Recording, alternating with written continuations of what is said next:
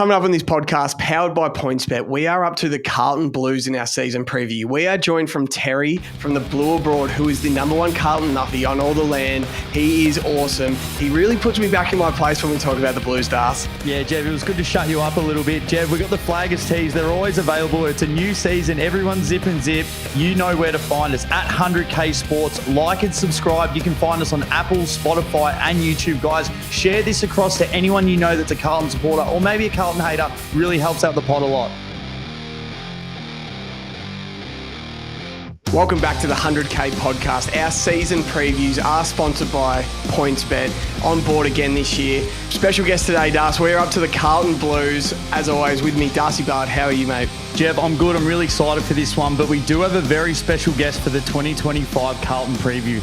Today with us, the host of the number one independent Carlton fan page with 21.6 thousand followers on Instagram and just hitting 14,000 followers on YouTube. He's the voice of Carlton, made by fans, for the fans. Terry from the Blue Abroad, welcome, my good friend. Wow, what an intro. How are you, boys? Thanks for having me. That was very nice. You were just telling us off camera, you're in the middle of nowhere of Thailand, yoga retreat, bit of mental health before the season starts, and the Blues either make your life or ruin your life again, so it's nice over there? I mean, it's great, yeah. I'm at a gym here called Battle Conquer in a town about 4.5 hours north of Bangkok, literally in the middle of rice fields and sugar canes, trying to get away from footy. Can you believe that I've come here and had to think about dick pics? What the fuck? That's great. Just want to give a quick preview, obviously, of yourself for anyone that doesn't know, because obviously if you're not usually a Carlton fan, it might not have stumbled across you, but this is pretty much your full-time gig now. We had a quick chat to Swoop Luke for the Collingwood one, and same thing, he's gone all in as well. It's pretty cool to see some people actually doing this full-time. You've hit 14,000 subscribers on YouTube, which pretty much started from, I guess, the idea of where you are now. You were the Blue Abroad. Just give a quick overview of how it started and where you are today. Yeah, long story short, I was a lawyer full-time. The world changed. I watched it change. I was fascinated by fan channels. I was watching Arsenal fan TV and lived overseas for a few years and then started just talking into my phone, just audio notes. That became a podcast, which then became video on Facebook, which then became the light bulb moment of oh, okay, I think I want to do YouTube and make this my thing and give it a crack.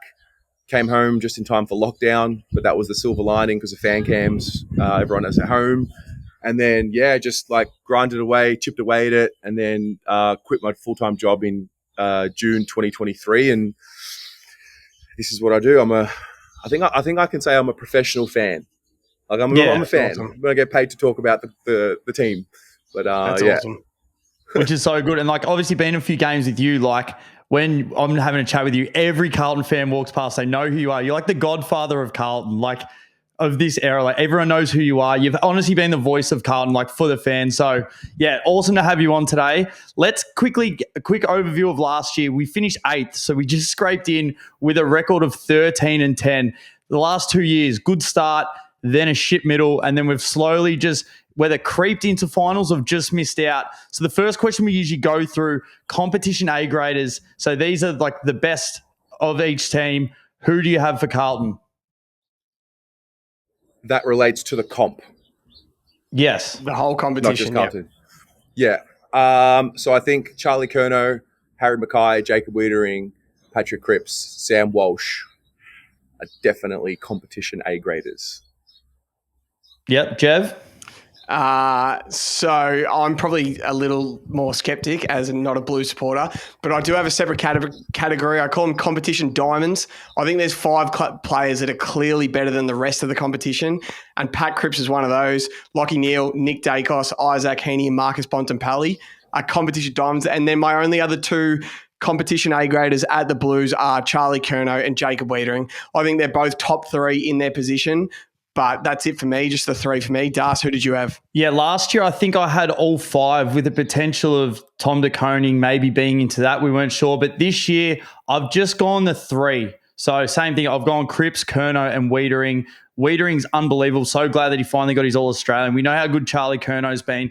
And then Cripps, which almost leads us into the next one, Jev, which is position A-graders. So these are pretty much, Terry, these guys at this position, they could go into any team and then they start right there. They instantly go in there. Is there any that you have there? Because I know Carlton, it's a bit weird. We're very top-heavy. So, and then under that, it seems like we're a lot of role players. But do you have any position A-graders?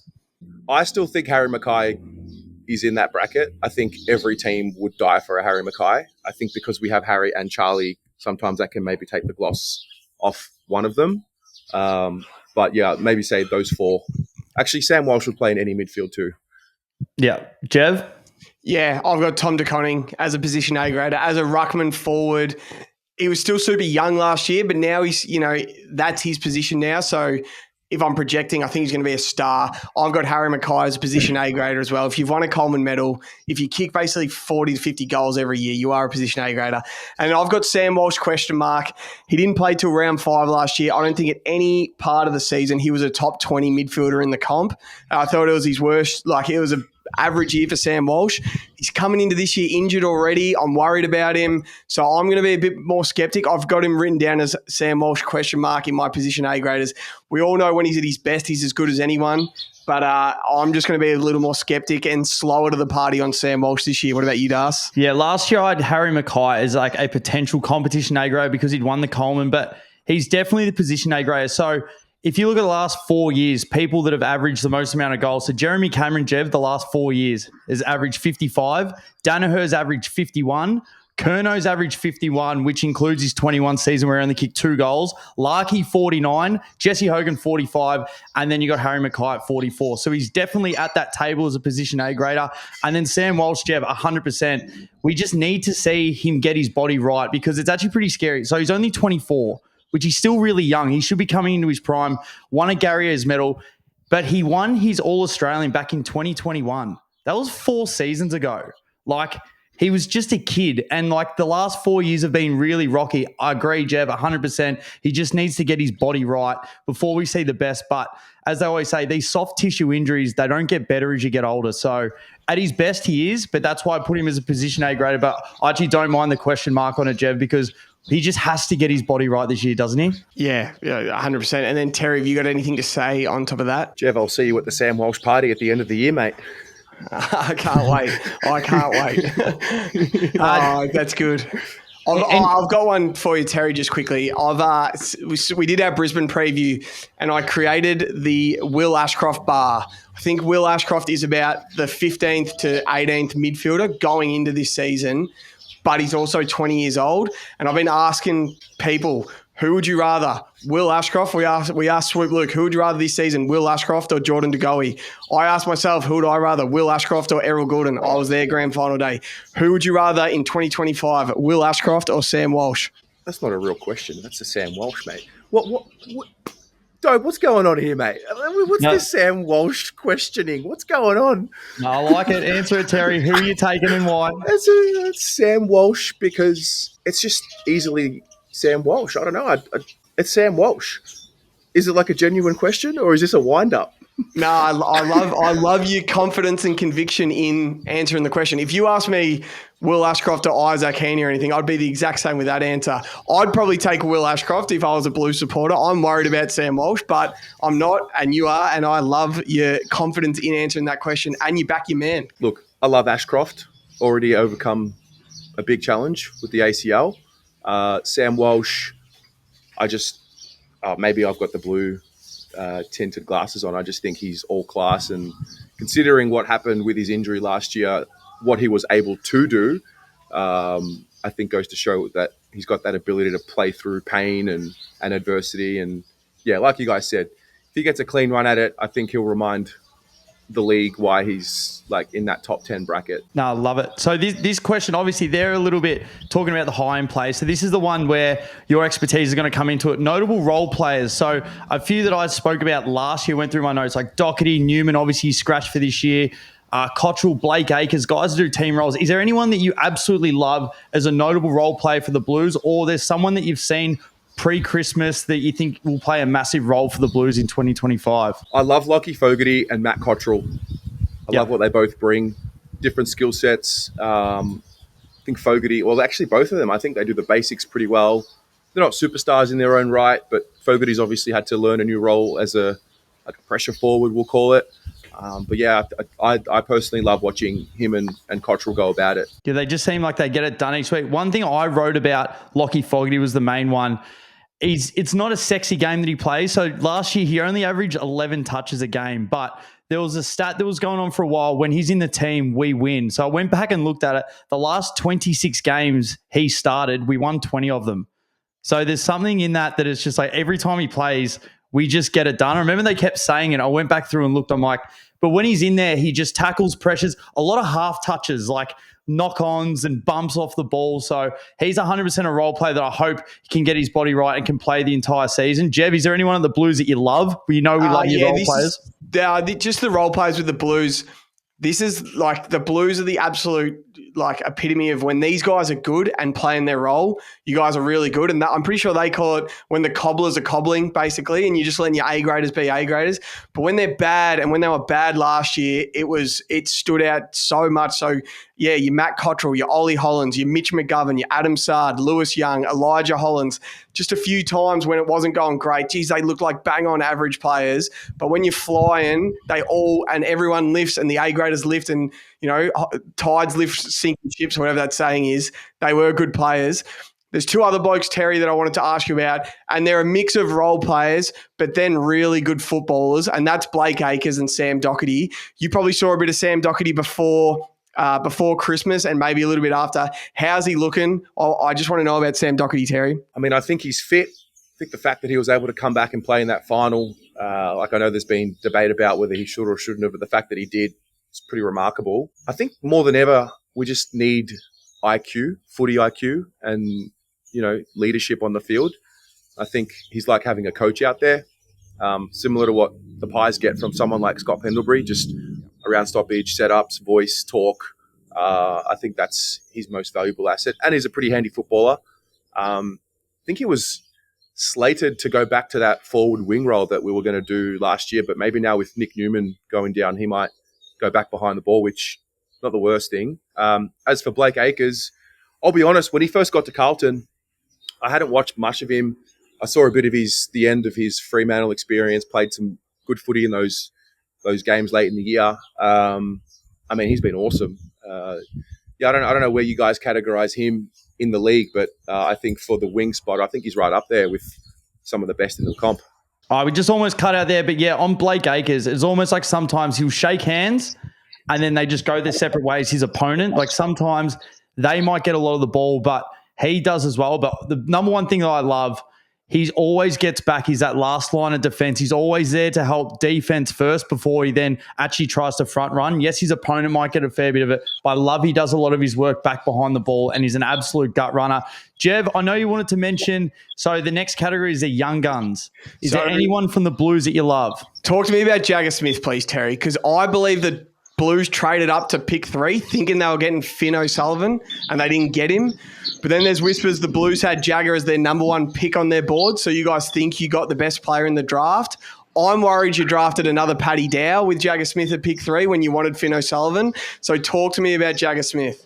I don't know where you're getting your info from, Jeff, but no, it was interesting because I felt the rhetoric going into the draft for a lot of Blues fans was like we liked what we saw from Sid Draper, like really quick burst, etc. I don't know. I never got the feeling that Finn O'Sullivan was really who we wanted. I think that was maybe because he had the link to Sam Walsh, you know, second cousins. But no, I'm happy with Jagger, proven ball winner, quick feet, quick in traffic. Haven't seen him play, so I mean, not going to talk about him like I know what he's like as an AFL footballer, but just have to wait and see. But no, I don't know. It's hard to know. I mean, once you draft the kids, that's it. Like, it doesn't matter what number they go in. Like, everyone sort of starts from the same spot. So I'm excited for him. I like what I've seen from the highlights, but we'll see if it translates. I know when we first drafted him, I called you and we had about a 40-minute chat. I'm like, he wasn't on the radar. I think we both thought Sid Draper was coming, but as you said, we've got him now. Let's put our arms around him and let's hope that he can do it. There's some flashes at training that look really good. The other couple that I want to go off, obviously Ashton Moyer only played the 2 games last year. I think he deserved a spot in that finals game. Cooper Lord looks like he's put on a heap of size. And the Camperali twins. Obviously, haven't been there for that many trainings for the Camperali twins, but pre-Christmas, much have you seen out of Cooper Lord and Ashton Moyer? Because surely they're going to be playing a lot more AFL football this season. Yeah, you think so? Especially with Matt Kennedy gone, I think might look like there's an opportunity there for someone like a Cooper Lord. I mean, unless it's just Jagger that fills those minutes. I'm mindful of getting too caught up in hyping up the young boys. Like, I'm excited for them. I think Ashton's got it, whatever it is. But I think I've learned over the journey being a supporter, like I think we project a lot as Carlton supporters rather than look at what's actually, we get a little bit excited. So, I mean, I hope they become A-graders, but I'm just mindful of getting caught in that same cycle. But hopefully listen, if they both become regulars in the team, can't be dropped, then we're going to be a much better side. So let's hope. For sure. I actually love that, the way you're sort of, thinking about that. It's not like we've got Jagger Smith, who's the next Dacos, who's with Sam Walsh and Cripps, is going to be incredible. It's like, let's just get him in the team, see what he can do, and hope he plays 20 games for the season, and we'll go from there. And if he's as good as we like to think he is and he gets 20 games in, then he's going to be a good chance for rising star, and we go from there. It's actually, I love how you said it. And another one, it just made, listening to you guys talk made me think NFL teams play games with the draft, and they always put out, we love Sid Draper, or, we love this quarterback, and, we're taking Finn O'Sullivan, but maybe it was always make everyone else think we're taking Sid Draper and Finn O'Sullivan when it was always Jagger Smith. So it's definitely changed my perspective on, they just made sure no one else was interested in Jagger Smith but them, because they had him number 1 on their board. Yeah, I mean, I think we're evolving, mate. The old Carlton is dying, and the new. We have no choice. We have to be humble. Exactly. We have to try and be. Let's go into the next one. So depth. It's a bit of a question mark on top of the question. We can talk about however we want. I just wanted to lead off with the fact that Carlton over the last few years, if Charlie goes down, then it's all Harry dependent, or vice versa. What have you seen going forward? The fact that we're now trying to throw Kemp into that mix, I reckon he'd be like almost to be like a Tim Membry, like that Collingwood will have this year, just that third forward. We actually ran into him at the Osborne, Terry, and I had a few sherbets and I was asking him some questions, but he said he never wanted to leave the Blues. He really wanted to do everything to stay. Obviously, before he got drafted, before he did his ACL, was a forward. Have you seen much of him up forward? Is it looking positive? Obviously, he played their last game against St Kilda where he missed that goal, the go-ahead goal. But do you think it's going to be a really good mix, and then Silvani will be taking his spot down back? Yeah, it's an interesting one. If you look at the journey of like the Carlton third tall forward, so it was Jack Silvani a few seasons ago, and then 2023 he'd pinch hit in the ruck. We thought we found something there. Tom De Koning coming into his own with Jack pinch hitting, and obviously Jack goes down last year. We never really had a bona fide third tall, we'll call it, because Jack Martin couldn't get on the park, and then all of a sudden we had these like hybrid small forwards who were midfielders or halfbacks that became forwards, whatever. So, at the moment, I reckon it's just a theory for Kempy, but I mean, you'd like to think that having that many years that he spent down back would teach him a thing or two. What am I really expecting from him in this role? I mean, it's so hard. Like, can you really expect 30 plus goals? I think that'd be maybe best case scenario, given you've got Harry and Charlie there who are probably going to kick 110, maybe 120 or more between them, hopefully more. So I think at the moment it's a theory, and we've got to see how it plays out. It looks good on paper. He's got the attributes, I think, on paper, but we've got to see it. Yeah. Jev, is there anything for depth at Carlton that I'm not sure that excites you but worries you? So we never really know Carlton's depth because of how injured they are, and their depth plays a lot. So I want to ask you guys, so you have a fully fit, healthy 23 at Carlton. Who are the guys in the twos that are first up to the one. So is it a guy like Durden who might lose his spot to a Camperelli brother? Do Kemp and Lewis Young 100% play and Nick Haynes is in the twos, or is it Haynes' spot now and maybe one of those guys are in the twos?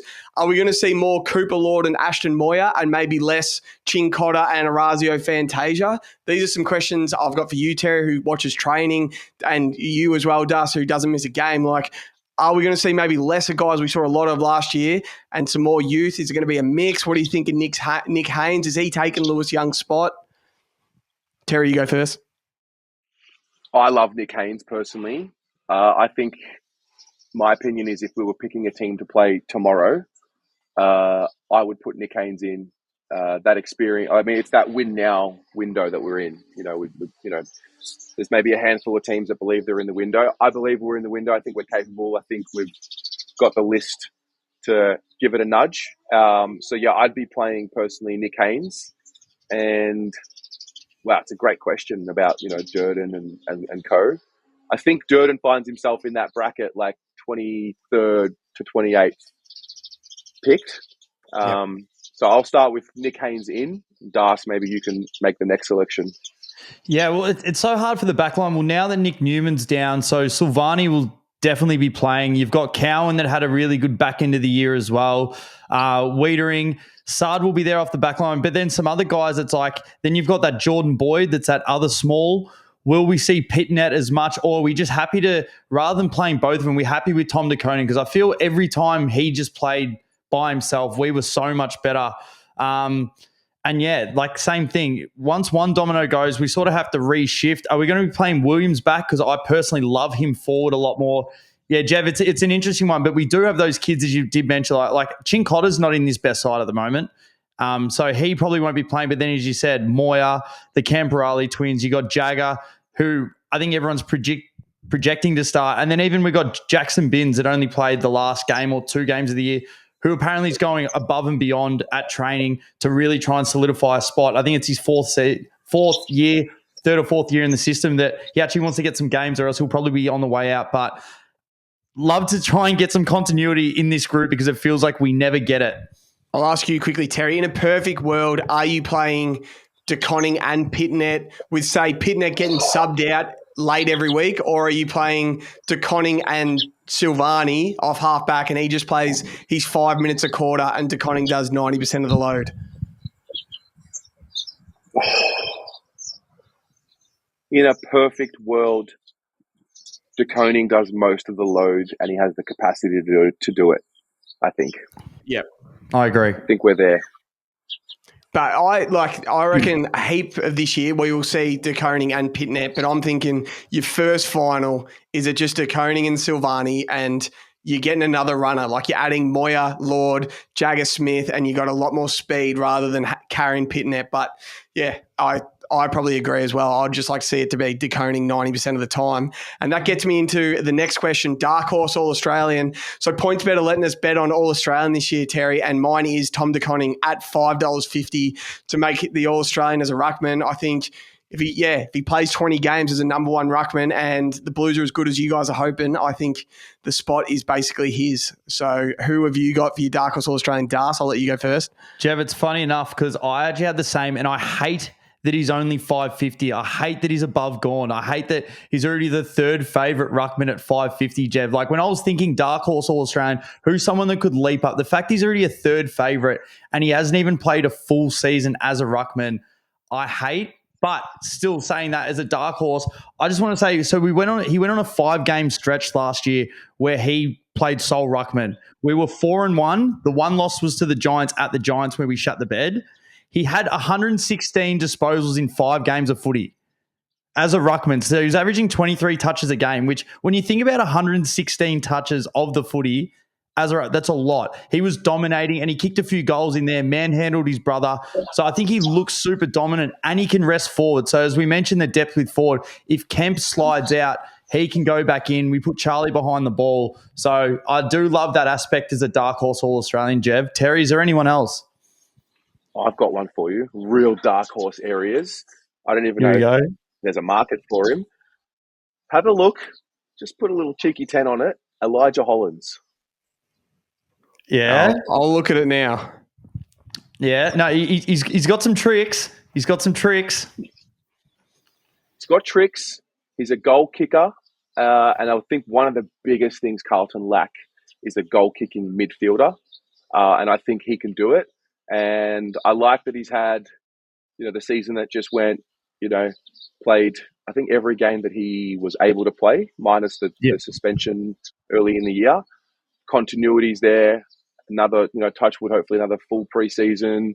Already got a pretty good engine, one of the better runners at the club already, hits the scoreboard, has that IQ, also just plays differently to the rest of the team. He kicks on his left foot where most don't, just opens up angles that most don't. And I don't know, there's something about him that I get really, really excited about. Like, I'm a little bit cautious with the young boys. And Elijah's still pretty young. I think he's still 22, maybe 23. And I think he's ready to explode, because he was touted as, a top 5, top 3 pick in his draft year, and had a bit of injury, had some issues at the Gold Coast, maybe just wasn't settled. I think all the off-field stuff's pretty sorted for him. And I just think as long as he's training well and healthy and available, I think he can become a real A-grade talent. What's he paying, Jev? So the off-field stuff's funny, say, because every time I've been to the Osborne, I've seen him there, but that's one. But have you already given out? No, Elijah. Have you already given out this tip before, Terry? Because Elijah Hollands is 26-1 to make the midfield, which is good value, 26-1. Here are a couple of guys below him that are paying more. So you've got James Rowbottom, James Warple at 34-1. You can argue who's better players. You've got Ollie Wines at 34-1, a Brownlow medalist. You've got Pat Dangerfield at 34-1, a Brownlow medalist. Scott Pendlebury at 34. And then it's some Richmond players. Yeah, and Mitch Duncan, Cam Guthrie, Nat Fyfe, Sam Durham, who are pretty good players. Steel Sidebottom. So I feel like 26-1 is good value, but he should be even more than that. He should be about 40-1, I reckon. That's what I kind of thought I was giving you. I thought I was giving you a real dark horse. It's not really dark horse, is it? Nah, it's good. It's good. I like the price one, but I do love what you said. He's very awkward. He's an awkward player. He plays differently. And I just want to know, because when Jack Martin was in the side, like, he was almost that other pop-up forward where I think Elijah can do that, because he's a great goal kicker. He's a fantastic finish. So I love that one as we go through. This one, Terry, you can sort of answer however you want, but how do you find the coach-captain relationship? How do you think they work? Do you love it? Do you hate it? Coach-captain, you can sort of take wherever you want. Obviously, Voss has been the coach for a while now. I think we've got a pretty good blueprint on what he does, but how would you take that? I personally think our coach-captain relationship right now is as strong as it's ever been in the time that Patrick Cripps has been captain. I think Vossi is the perfect blend of a coach who has been in the role that Cripps is in as the captain, as the, quote unquote best player in the team. Years of disappointment with the good list, or so it would seem on paper, and then eventually coming through that. I just think that there's a relatability, even in the way that they play and played. And I'm a big fan of what we've got going on now with Voss and Cripps. Yeah, so what I've got, I think Cripps, I think everyone around the league would almost say he's been like a flawless captain to the club. Like, when he took over, we were in the absolute shit, and like, he stood up, he's won 2 Brownlows, but it's not even about that. It's the way he carries himself. Like, he always, like, he lets his footy do the talking a lot of the time.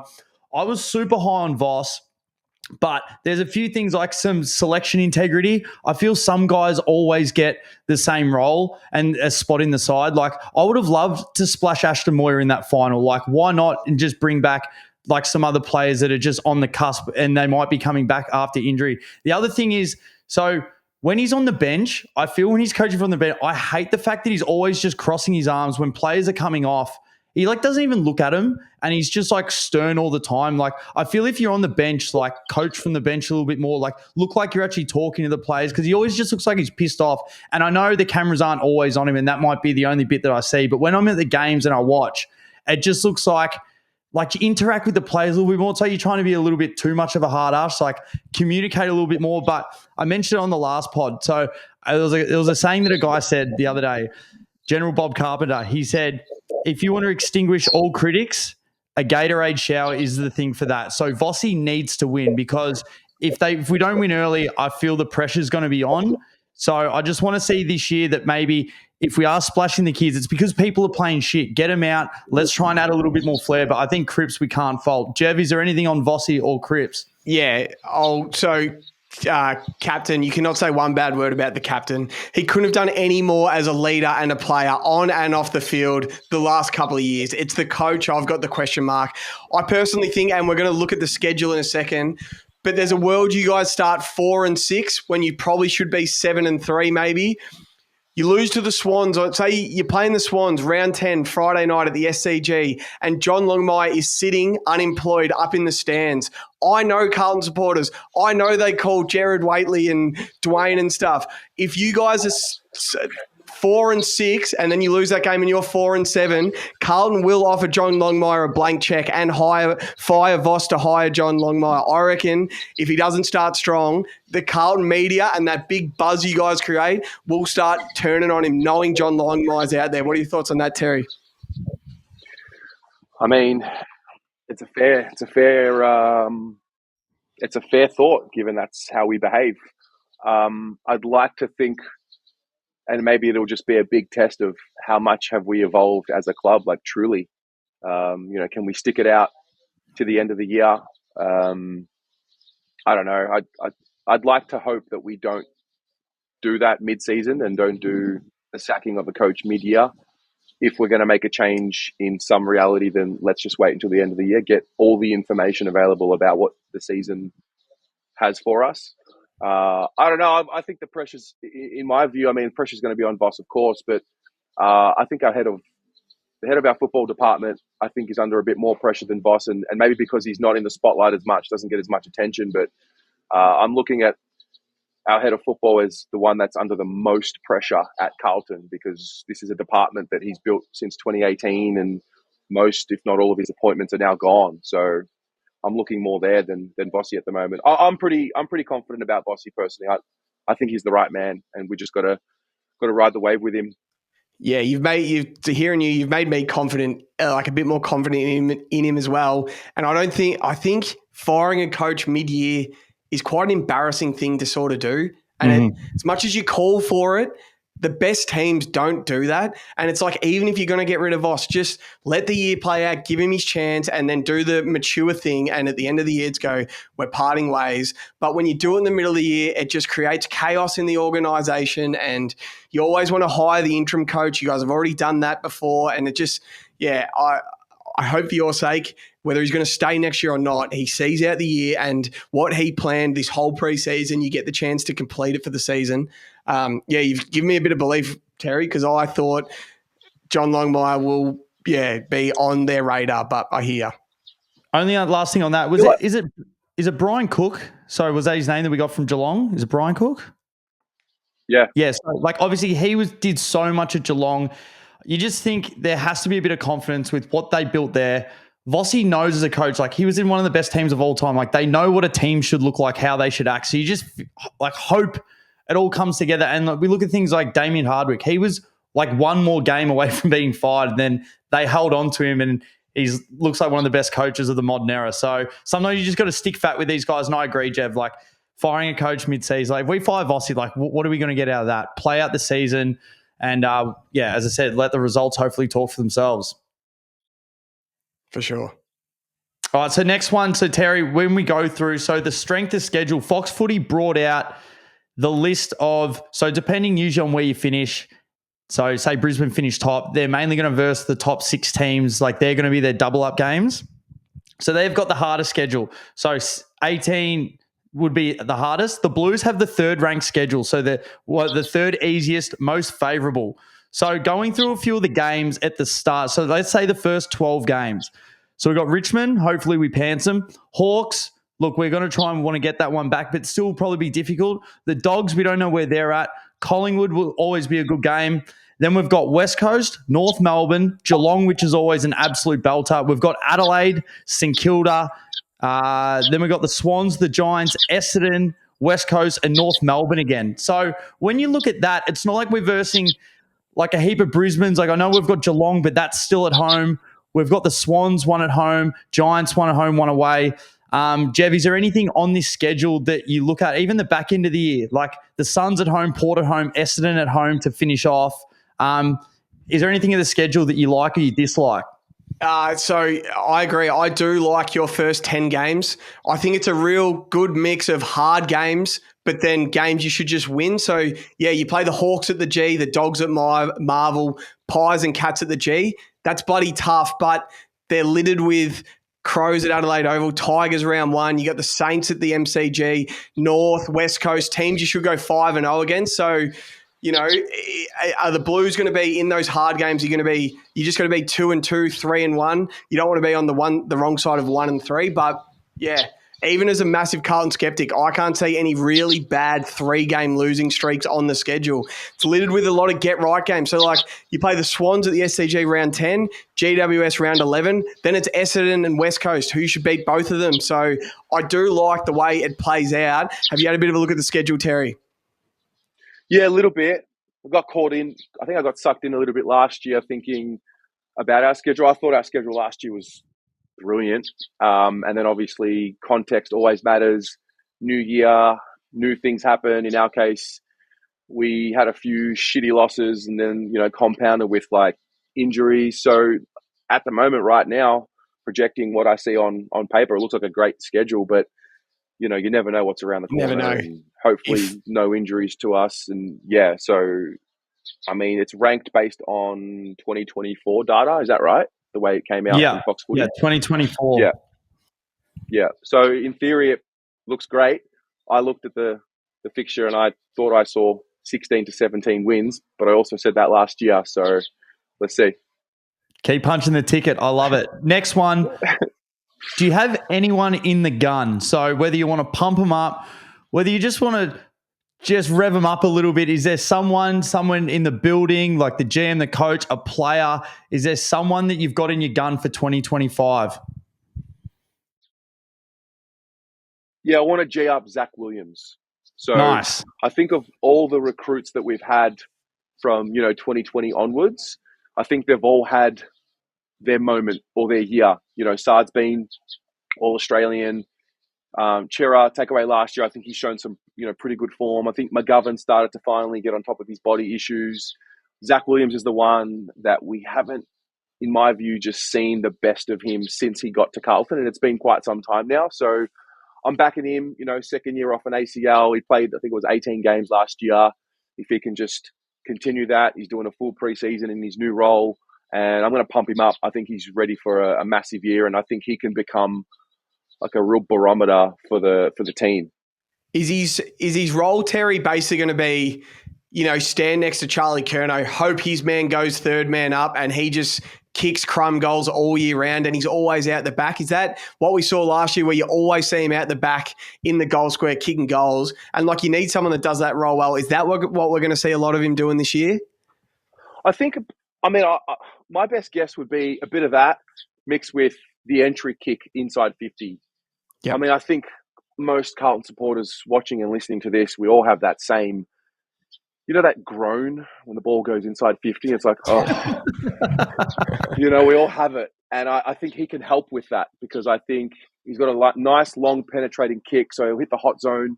He's also got the ability to think quickly and hit up a target. And so I picture him doing a bit of both. So being at the drop of the ball, but also helping get the ball inside 50 to someone on the lead. And that's sort of what you're hoping Jack Martin was supposed to do, is do that kicking inside 50 role, weren't you? But it just never played out. So, no, it's good to hear. Das, who's your in the gun? Yeah, Jev, I think you probably picked this from a mile away, but it's Jesse Motlop. He's in the gun. I've called him the reverse mouse because he hates crumbs that much. I'm sick of it. Every year we get told he comes back in great shape. He's ready to go. He's ready to take the next step. We are absolutely crying out for a Brett Daniels, Nick Watson, a Papley, a Stengel, a Bobby Hill. There is a spot there for someone. Fogarty's probably not as polished. We've had Durden try to run through there. Jack Martin was trying to do it. I thought Zach Williams was awesome, as you mentioned, Terry.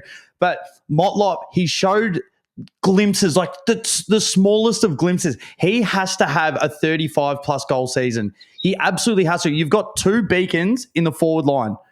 It's not hard to get to their feet. We know where the ball's going. And somehow, repeatedly, he won't get to that spot, or he gets caught not tackling, and just the basics. You got to put pressure on, and you got to get front and center. That's all I want to see from Jesse Mollop. I hope he has his best season. And I know I'm harsh on him. It's just because when I watch the other smalls in the comp do it, they do it every single game, and he looks like he's like barely in patches. So I hope Jesse Mollop has one of the all-time seasons. Jev, is there anyone in your gun? Yeah, and just hearing that, Das, I'm not comparing him to these guys, but you saw when you used to watch Eddie Betts and Cyril Rioli put pressure on, how often did they used to knock the ball out of people's hands? It wasn't always about the tackle. It was just like a little tackle that the ball spills loose and it ends up on a goal, like little stuff like that. Mine, I sort of ruined it before. Mine was Sam Walsh, and I've got written down the Will Ashcroft line here, but Terry shut it right down before. I said it before. I think after he came back from injury last year, he was never a top 20 midfielder in the comp. When he's fit, we all know he's like a top 10. So I'm just worried, and I hate that it's a back injury because he might deal with it the rest of his career. But it's what we're going to see from Sam Walsh this year. If you guys want to be playing prelim weekend, we need the best Sam Walsh. And if we're not going to get the best Sam Walsh, are you going to be there prelim weekend? I think he's sort of like that important to you. So, yeah, he's in my gun a bit. I hate that it's injury that I'm putting him in the gun, but, so that's mine. Oh, I love it, Jev. So if we get through to the next one, so if we get up the odds, thanks to PointsBet, is there a future bet or the best bet on the board, Terry? So Swoop Luke was pretty happy to take the Pies to win the flag at $10. He thought he was sold. He's seen enough at training. So the Blues to win the flag, $9.50. To make the grand final is $5. Minor Premiership is $8. To make the top four, $2.50. To make the top eight's $1.40. Least wins $251. We would fully have to implode for that to happen. And then we'll go over the line a little bit after. But is there a best bet at Carlton? It could be like Cripps All-Australian, Kerno to win the Coleman. Is there any bet that you absolutely love coming into this season? Just take the $1.40, put it in a multi. Yeah, I like it. Make the 8. Make the 8. Yeah, make the 8. Yeah. Jev, is there one that you like? Well, I don't know if you know this, Terry, but I've got written down right here, $2.95 to miss the 8. There was a time last year, the Swans and the Blues were both paying 76-1 to miss the 8, and we were 10 points clear of you. I said there is not a stratosphere. The Blues are in the same world as the Swans, so I had $25 on the Blues to miss the 8 at 76-1 to win $3,000. $3,000. And it took to the final quarter of the final game of Freo shitting themselves to cost me that bet. So I still haven't forgiven them. I don't know what the best bet is. I think it's... Yeah, I actually don't know. I really don't know because I look at their schedule and I think they can't miss the 8 with that thing, that schedule. But one Wiedering, one Kerno, one Cripps injury, and I think your list is right down there, so you could miss the 8. I'm going to lean on the $2.95 to miss the 8 at a little bit of value. But, yeah, Das, your best bet? Well, I think we make finals, but I've got to put my Carlton hat on, and I've obviously got my flag as Carlton shirt on. So either way, I'm going to have a go at us for the flag. I won't put like 1,000 on that because I think that's a little bit too much. I won't be putting that on it. But I just think to make the top 4, like I said, our list in comparison, I'm not saying it's as good as Brisbane, the Giants, the Swans, the Cats. The Cats are always there because of their home draw as well.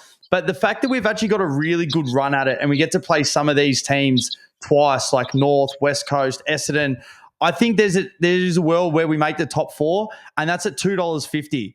But just simply because of our draw, we might get to verse the easier side. So $2.50 is a little bit of value if we can get that into something else. But Terry, absolutely, I love to make the finals. If we go backwards this year and we've had a healthy year, something is going to happen. Mate, if we don't play finals this year, oh my God.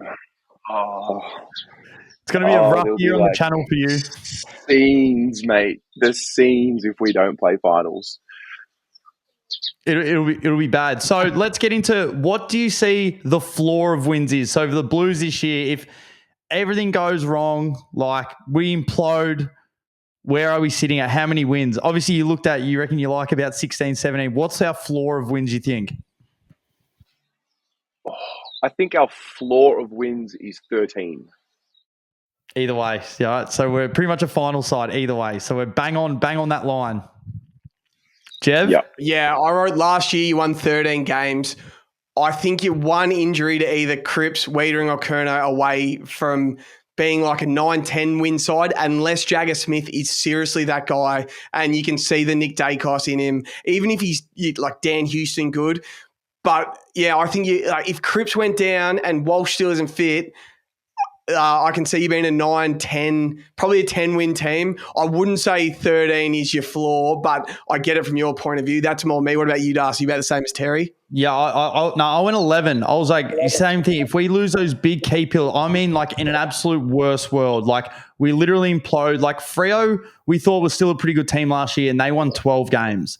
Like if we lose a couple superstars and everything goes wrong, I mean, like I'm putting the floor like 11 wins, like Bombers 11-win team. Like, I mean, like that is the absolute worst. But the ceiling, Terry, what are we looking at? 20, 22 wins? What is it? Now the Carlton supporters come out. This is where we do our best work, where we project. I think, best case scenario, everything goes right. 20 wins. 20 wins. Imagine that. Yeah. To be fair, you were on track for like a 16, 17 win season last year until it went to shit. When you were clear second on the ladder, you were points cleared and it went to shit and you still won 13 games. I can't say 20. I still think you're a tier below GWS. No, I think you're a tier below Brisbane, Sydney, Geelong. And are we 100% sure you're better than GWS, Freo, the Dogs and Hawthorn going into this year? Like they're who you're fighting with, and I think those other teams are better. So I've got 15-win team. If you stay healthy, my ceiling is 15-win team, basically. Das? Yeah, it's still a tough league to win in just because I like the draw. Like some teams that are up there aren't necessarily the best teams. Like Port Adelaide's last 2 years, they've won 17 and 16 games, which is so many games. And you're like, how the hell have they won that? So I think that's our ceiling. I think about 17 games, like probably like a third on the ladder. I would love high, but if I'm being realistic, like just there's always going to be a few Carlton hiccups. I know there is. So I think 16, 17 wins, hopefully like try and scrape into a top four, and hopefully it's against another Melbourne side, like whether it's Geelong or whatever, and you still play that first final at the MCG, which is technically a home final anyway, and then you go en route that way. But I reckon 16, 17. So, well, judging on that, Terry, the line is 13.5. Are we taking the over or are we taking the under? If you had to have $1,000 your own money, Terry, you're taking the over, aren't you? That's a no-brainer. Yeah. It's the over, yeah. So I'm over. Jev? Well, if I had to Come on, Jev.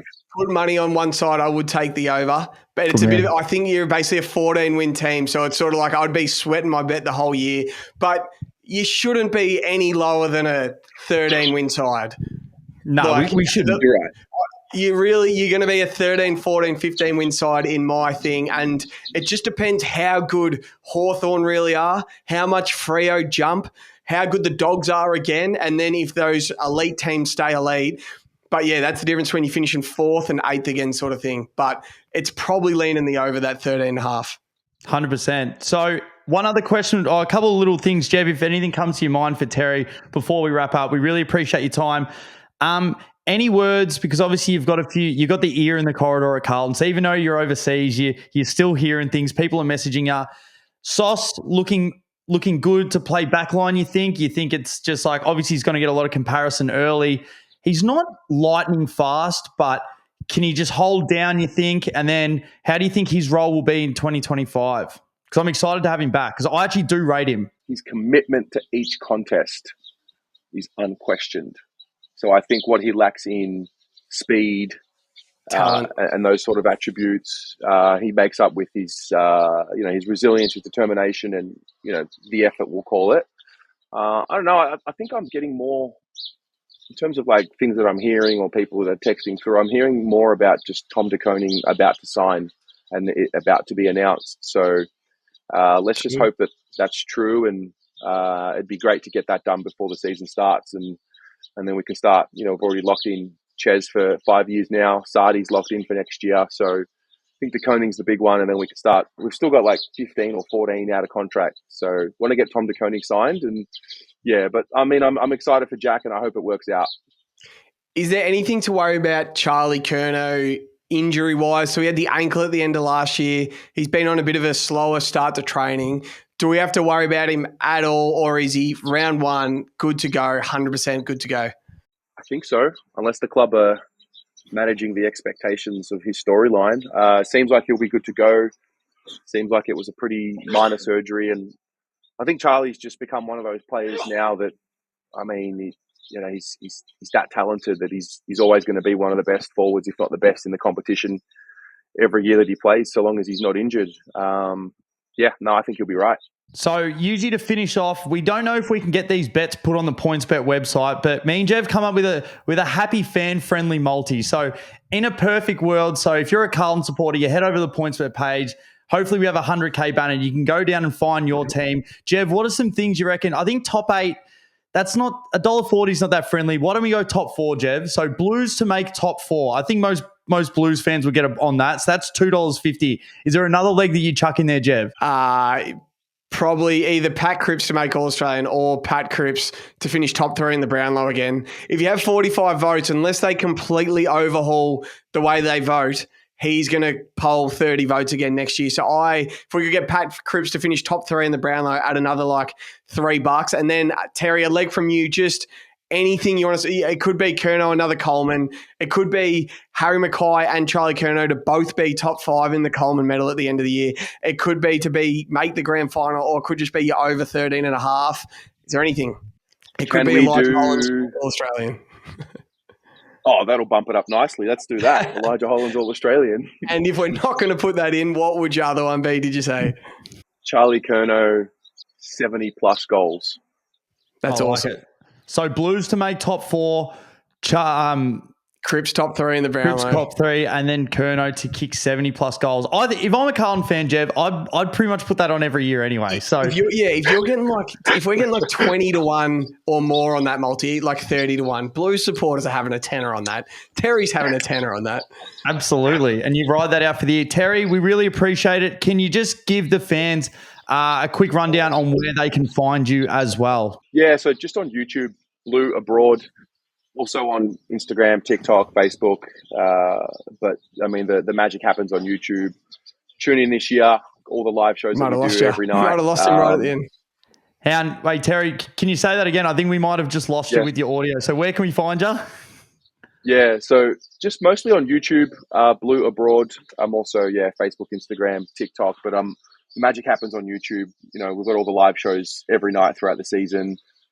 Fan cams are always entertaining, whether we win or lose after games. And just really looking forward to covering the year and getting amongst it. And you boys have really helped bring footy back into my mind, and I'm excited. I mean, I was always excited, but I'm pretty pumped to get stuck into it and, watch the veins pop out of my neck screaming at an umpire this year at the MCG on a Saturday afternoon. It's going to be good.